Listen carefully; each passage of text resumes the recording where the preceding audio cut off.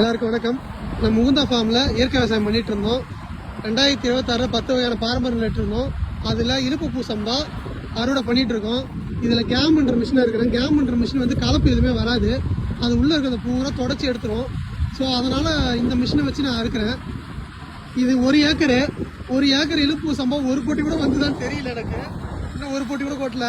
கடைசியில் பார்த்தா அறுத்தே முடிச்சிட்டார் அண்ணன்.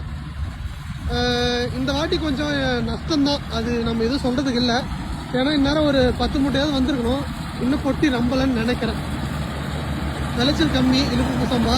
ஆனால் இது மருத்துவ குணம் கொண்டதுன்றதால நம்ம அந்த வரைக்கும் பார்த்துக்கிட்டோம். வேறு ஒன்றும் பண்ண முடியாது. வருஷம் ஒரு 2 வருஷமாகவே நமக்கு ரொம்ப நஷ்டம்தான் ஆகுது. ஏன்னே தெரியல.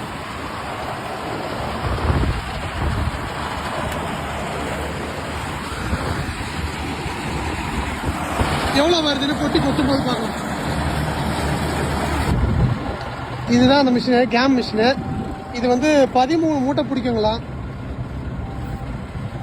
அது எந்த அட்ஜஸ்ட்மெண்ட்டும் இல்லை, அதுவே எல்லாமே பண்ணிக்கும். 13 மூட்டை பிடிக்குங்களா. ஒரு ஏக்கரை ஃபுல்லாக அறுத்துட்டாரு.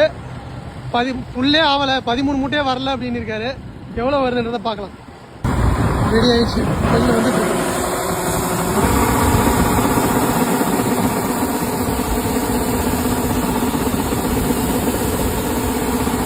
இலுப்பு சம்பா கடைசியில் நம்ம நெல்லிலே கலப்பு இருக்கு. கலக்காடு கூட பிரிக்கணும். நான் கலப்பே இல்லைன்னு நினைச்சேன். அன்னமழை கலந்துருக்குன்னு நினைக்கிறேன்.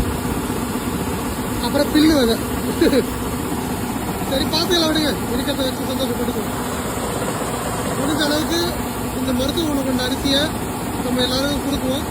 சாப்பிட்டுட்டு 4 பேர் நல்லா இருந்தாங்கன்னா அதுவே சந்தோஷம். நன்றி, வணக்கம். எவ்வளோ வருதுன்னு பார்க்கலாமா.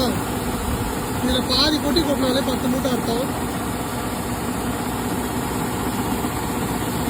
ஃபுல்லாக கொட்டி முடிச்சிட்டாரு. இது என்னோட கணக்கு ஒரு 8 மூட்டை வரும்னு நினைக்கிறேன். பாதி கொட்டி வந்துருக்குது. 8 மூட்டை வரும்னு நினைக்கிறேன் இலுப்பு சம்பா. இன்னும் தரம் பிரித்து காய வச்சுட்டு நான் மூட்டையை ஏற்ற போது உங்களுக்கு அனுப்புகிறேன். நன்றி, வணக்கம்.